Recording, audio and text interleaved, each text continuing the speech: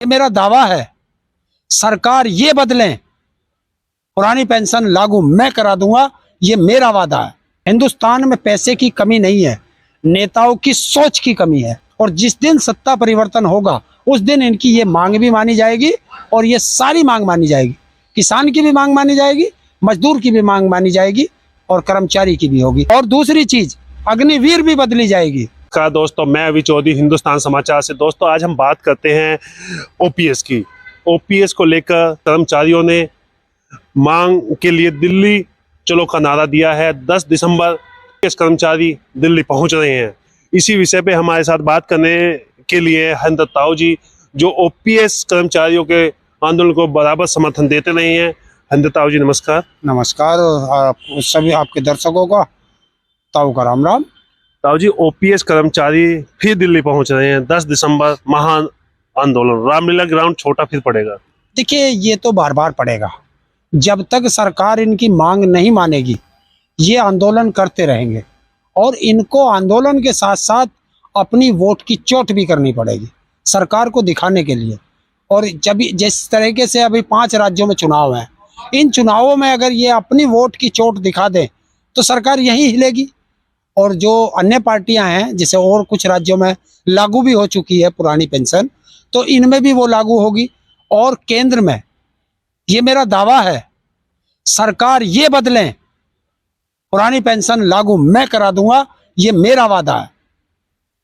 OPS कर्मचारियों का साफ कहना है कि कुछ राज्य ऐसे हैं जिनमें हमें मिल चुका है, ओपीएस की मांग उनकी मान ली गई है, लेकिन केंद्र सरकार इस पे बार बार कह रही है कि पैसा नहीं है। ओपीएस कर्मचारी सीधा तौर पे कह रहे हैं कि जगह पैसा नहीं है देश के पास, प्रधानमंत्री मोदी जी के पास, तो क्यों तो ये प्रधानमंत्री आवास बनाया गया, क्यों संसद बनाया गया। इस प्रकार के आरोप ओपीएस कर्मचारी लगा रहे हैं। देखिए, ये एक लॉलीपॉप होता है कि हमारे पास पैसा नहीं है। क्यों नहीं है पैसा? ये सब झूठ है। हमारे पास बहुत पैसा है। हिंदुस्तान में पैसे की कमी नहीं है, नेताओं की सोच की कमी है। क्या है हमारे पास भी नहीं है? हमारे पास इतना पैसा है कि जब हम 15 लाख करोड़ रुपया उद्योगपतियों का माफ कर सकते हैं, तो क्या हम अपने कर्मचारियों को पेंशन नहीं दे सकते? बहुत पैसा है, करने की सोच नहीं है, उनको दबाया जा रहा है। कर्मचारी 3 बार रामलीला ग्राउंड और दिल्ली को भर चुके हैं, फिर भी सरकार पे इसका कोई असर होता हुआ नजर नहीं आ रहा। नहीं, बहुत असर है। सरकार पे नहीं है, विपक्ष पे इसका असर बहुत है। और जो विपक्ष की जहां जहां सरकारें हैं वो इसे लागू कर चुकी हैं। और जब इस तरीके के माहौल बनते हैं तो सत्ता परिवर्तन होता है। और जिस दिन सत्ता परिवर्तन होगा उस दिन इनकी ये मांग भी मानी जाएगी और ये सारी मांग मानी जाएगी। किसान की भी मांग मानी जाएगी, मजदूर की भी मांग मानी जाएगी और कर्मचारी की भी होगी। और दूसरी चीज, अग्निवीर भी बदली जाएगी। अब हर समस्या का क्या एक ही हल है कि 2024 में सरकार बदली जाए? देखिए, और क्या होता है, जब कोई निकम्मा व्यक्ति गद्दी पे बैठ जाता है तो वो अपनी चलाता है, और जब उससे निजात पानी है तो उसे गद्दी से उतारना पड़ता है। ये जनता का काम होता है कि अच्छे व्यक्ति को गद्दी पर लाए और जो गलत व्यक्ति गद्दी पर बैठा है उसे गद्दी से नीचे उतारे।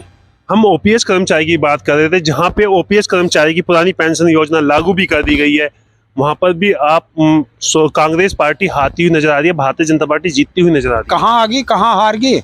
राजस्थान, छत्तीसगढ़। राजस्थान छत्तीसगढ़ में तुम हरा दोगे? कौन हरा देगा? भारतीय जनता पार्टी हरा रही है। अरे उनका दावा है कि हम स्पष्ट बहुमत के साथ, बड़ी बहुमत के साथ आ रहे हैं। देखिए, जब चुनाव होते हैं और चुनाव में आपने देखा होगा जितने निर्दलीय खड़े होंगे वो सब भी कह रहे होंगे कि हम भी जीत रहे हैं। गांव में प्रधानी का चुनाव होता है, प्रधानमंत्री मोदी जी ने पूरी जान झोंकी हुई है। प्रधानमंत्री मोदी जी तो अपनी रैलियां भी कैंसिल कर करके भाग रहे हैं। कुर्सियां खाली पड़ी हैं, उसे कौन बताएगा? अब जब तुम चाटुकार मीडिया, दलाल मीडिया की बात करोगे तो ऐसे ही होगा, क्योंकि कलम भी तुम्हारी, अखबार भी तुम्हारा, जो चाहो लिख दो। सवाल का जवाब न मिले, चाटुकार मीडिया, इसका क्या जवाब हुआ? क्यों? उनको मणिपुर नहीं दिखाई देता, उनको इजराइल दिखाई देता। जिसको दिखाई नहीं देता उसकी बात अलग है। हम छोटी मीडिया या सोशल मीडिया, हम पे क्या दिक्कत है? सोशल मीडिया को किसने कहा? आपने तो कहा चाटुकार मीडिया। चाटुकार मीडिया किसको कहा जाता है? उसे कहा जाता है जिसकी आप बता रहे हो कि मोदी जी ने कहा। मोदी जी ने कभी किसी को इंटरव्यू दिया? तो अपने घर बैठ के कुछ भी कह दो। योगी जी राम राज की स्थापना उत्तर प्रदेश से लेकर छत्तीसगढ़, मध्य प्रदेश, राजस्थान में जा चुके हैं। देखिए, राम राज्य तो तुम्हें आज चले जाओ, अभी तुम्हें इको गार्डन में मिल जाएगा। राम राज्य में कहाँ धरने प्रदर्शन हुए थे? आज वहां बेटियां, 112 नंबर की बेटियां धरने पे बैठी हैं, उनको किस तरीके से खींचा जा रहा है। राम राज्य में पुलिस पीट रही है। तो आपने देखा कानपुर में क्या हुआ, एक वो अधिकारी, आईपीएस अधिकारी है, उसको किस तरह धक्के मार के गिर दिया गया, उसकी टोपी भी नीचे गिर गई। क्या है ये? तो ये सब, ये राम राज्य नहीं, इसको जंगल राज या रावण राज की संज्ञा दी जाती है। तो जिन बातों से लगते हम फिर ओपीएस की तरफ चलेंगे। जब ओपीएस के पिछली बार कर्मचारी रामलीला ग्राउंड पहुंचे तो दीनबंधु जी ने आरोप लगाया या उन्होंने कहा कि भारतीय जनता पार्टी ने उनकी रैली फेल करने का हर संभव प्रयास किया। ग्राउंड में पानी भर दी गई, रैली चलते हुए के दौरान 5 बार बिजली काटी गई। इन सब की को आप कैसे देखते हैं? देखिए, जब भी आप सरकार से लड़ोगे तो बाधाएं आपके खड़ी करेगी सरकार। उन बाधाओं से लड़ के ही तो हमें आगे बढ़ना है। तो ये बिजली भी काटेंगे, ये लाठी भी चलाएंगे, ये गोली भी चलाएंगे, लेकिन डरना नहीं है। जो डर गया समझो मर गया। तो ये तो चलेगा, क्योंकि उत्तर प्रदेश सरकार ने आदेश जारी कर दिया था कि हर कर्मचारी ड्यूटी पर रहे। ड्यूटी का लगा दिया था उनकी, सबकी, जितने मास्टर थे सबकी ड्यूटी लगा दी गई थी। लेकिन फिर भी मैं सारे कर्मचारियों का धन्यवाद दूंगा कि उन्होंने आह्वान को सुना, और हम लोगों ने भी आह्वान किया था कि हम भी आएंगे, और हम गए। हमने उनका समर्थन किया, सब लोगों का किया, और सारी उनकी थोड़ा प्रचार में भी हम लगे, और सबका सहयोग मिला। और दिल्ली के अंदर पहली बार, आज़ादी के बाद पहली बार देश का कर्मचारी इस तरीके से इकट्ठा हुआ, और इतनी संख्या में हुआ कि रामलीला ग्राउंड तो क्या, ऐसे 10 ग्राउंड भी होते तो उस दिन वे भर जाते। 10 दिसंबर की तैयारी उससे पूरी तरह पे चल रही है, तो इससे कैसे देखते? अच्छी बात है, जैसा उन्होंने आह्वान किया है हम लोग उसका समर्थन करते हैं, और उनसे बढ़ चढ़ के ज्यादा हिस्सा हम लेंगे उनके समर्थन में। आपको लगता है सरकार आपकी सुनेगी? आपको लगता है कि हम सरकार की सुनेंगे? तो ये आंदोलन ही खेलते रहेंगे? आंदोलन नहीं है, तख्त बदल देंगे, ताज बदल देंगे। हर जो पुरानी पेंशन नहीं देगा, इस बार कर्मचारी 2024 में उसकी सरकार बदल देंगे।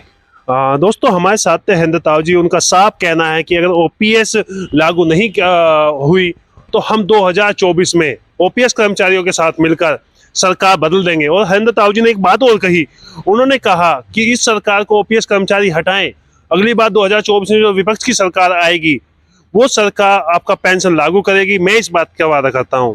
हरिंदर ताऊ जी ने वादा किया है। आप देखते रहिए हिंदुस्तान समाचार। मैं अभी चौधरी, नमस्कार।